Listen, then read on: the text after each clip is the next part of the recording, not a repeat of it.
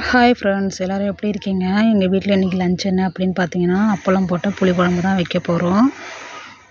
இதுக்கு தேவையான பொருள் என்ன அப்படின்னு பார்த்தீங்கன்னா, வெங்காயம், தக்காளி, பச்சை மிளகாய், பூண்டு, கருவேப்பிலை, சின்ன வெங்காயம் தான் எடுத்துக்கோங்க. தாளிக்கு வந்து ஜீரகம், மிளகு, வெந்தயம், மிளகு எல்லாத்தையும் எடுத்துக்கோங்க. புளி ஊற வச்சு எடுத்துக்கோங்க. இந்த குழம்பு வந்து மண் சட்டியில் வச்சோன்னா ரொம்ப டேஸ்ட்டாக இருக்கும். அதனால் மண் சட்டி வச்சு அதில் எண்ணெய் ஊற்றி எண்ணெய் காஞ்சதும் வெந்தயம் போட்டுக்கோங்க. வெந்தயம் போட்டதும் மிளகு கொஞ்சம் போட்டுக்கிட்டு அதோட ஜீரகம் போட்டு நல்லா பொரிய விட்டுக்கோங்க. பொரிய விட்டதும் பெரிய வெங்காயம் நறுக்கி வச்சுருக்க வெங்காயத்தை போட்டு நல்லா வதக்கி விட்டு, சின்ன வெங்காயம் தோல் உரித்து வச்சுருக்கேன் அதையும் போட்டு நல்லா வதக்கி விட்டுக்கலாம். நல்லா வதங்கினதும் மிளகு, பூண்டு போட்டுக்கலாம்.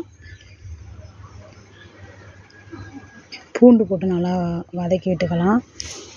பூண்டு நல்லா வதங்கினதும் தக்காளி போட்டுக்கலாம். தக்காளி வதங்கினதும் பச்சை மிளகாயும் கருவேப்பிலையும் போட்டு நல்லா வதக்கி விட்டதும் ஊற வச்சுருக்க புளி தண்ணியை ஊற்றிக்கலாம். நல்லா வதங்கணும். நல்லா வதங்க விட்டுக்குங்க. புளி தண்ணியை ஊற்றினதும் தேவையான மஞ்சத்தூள் போட்டுக்கலாம். மஞ்சத்தூள் போட்டதும் இது தேவையான உப்பு போட்டு தேவையான மிளகாய் தூளும் போட்டு நல்லா கொதிக்க வச்சதும் நல்லா கொதிக்கணும். அப்போ தான் குழம்பு ரொம்ப டேஸ்ட்டாக இருக்கும். கொஞ்சம் கெட்டியாக இருந்தாலும் நல்லாயிருக்கும். நல்லா கொதிக்க வச்சுக்கோங்க. அப்பளம் வீணாக போகிறப்ப டக்குன்னு இந்த மாதிரி குழம்பு சாப்பிட்டா ரொம்ப டேஸ்ட்டாக இருக்கும்.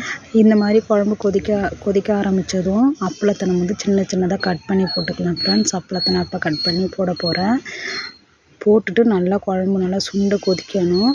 ரொம்ப டேஸ்ட்டாக இருக்கும். நீங்கள் வீட்டில் ட்ரை பண்ணி பாருங்கள். எப்படி இருந்துச்சு அப்படின்னு சொல்லிட்டு கமெண்ட் பண்ணுங்கள். எங்கள் சேனல் உங்களுக்கு பிடிச்சிருந்துன்னா எங்கள் சேனலை லைக் பண்ணுங்கள், ஷேர் பண்ணுங்கள், சப்ஸ்கிரைப் பண்ணிக்கோங்க. நன்றி ஃப்ரெண்ட்ஸ்.